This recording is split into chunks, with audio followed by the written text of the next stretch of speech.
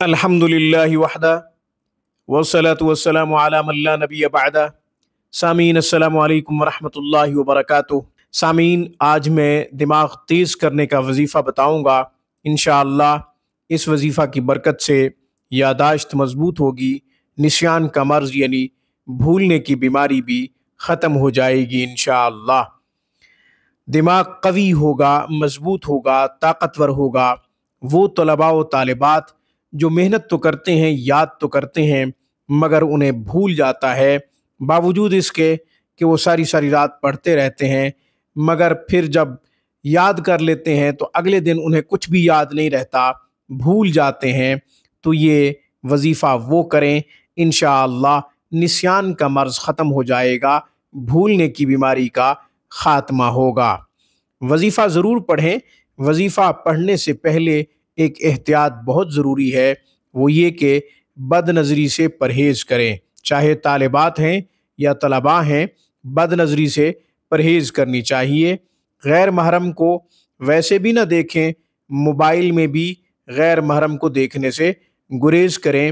جب آپ بد نظری سے پرہیز کریں گے، گریز کریں گے، تو انشاءاللہ دماغ مضبوط ہوگا، نسیان کا مرض نہیں ہوگا، بھولنے کی بیماری سے آپ بچ جائیں گے۔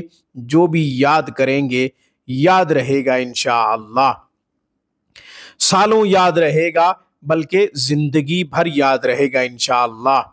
وظیفہ اور اس کا طریقہ آگے چل کے بتاتا ہوں اور اس کی تفصیل بھی بتاتا ہوں۔ ہمیشہ کی طرح درخواست کروں گا کہ آپ خود بھی قرآن کریم پڑھیں، اپنے بچوں کو بھی صحیح حروف کے ساتھ قرآن پڑھائیں۔ قرآن کریم کی ایک آیت مبارکہ کا پڑھنا 100 رکعت نفل پڑھنے سے زیادہ افضل ہے۔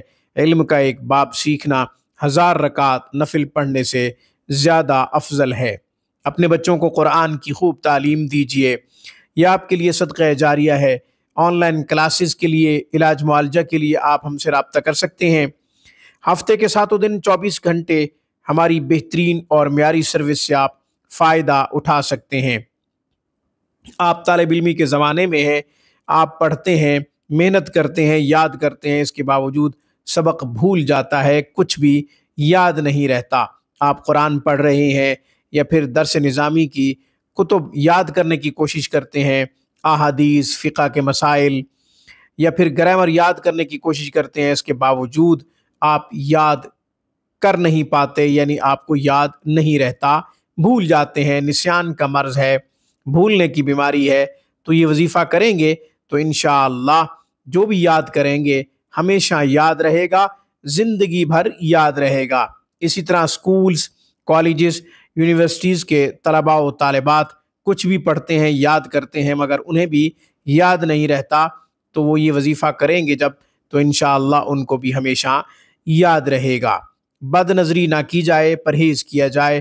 موبائل میں بھی وہ چیزیں نہ دیکھی جائیں جن سے اللہ اور اس کے رسول ناراض ہوتے ہیں، اللہ اور اس کے رسول خفا ہوتے ہیں، ان چیزوں کو نہ دیکھا جائے۔ اس کے ساتھ ساتھ نماز کے بعد، ہر نماز کے بعد سر پہ ہاتھ رکھ کے یا قوی یا نورو، یا قوی یا نورو صرف اور صرف 11 دفعہ پڑھیں۔ یہ 11 سیکنڈ کا وظیفہ بھی نہیں ہے، آپ آسانی سے پڑھ سکتے ہیں، ہر بچہ پڑھ سکتا ہے، ہر بچی پڑھ سکتی ہے۔ یا قوی یا نورو، یا قوی یا نورو، چھوٹے بچوں کو بھی یہ وظیفہ یاد کروا دیا جائے۔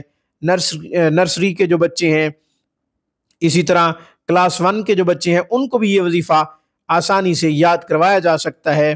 اللہ تعالیٰ کے اسماء میں سے ہے یا قوی یا نورو، یا قوی یا نورو۔ یہ 11 مرتبہ ہر نماز کے بعد پڑھنا ہے۔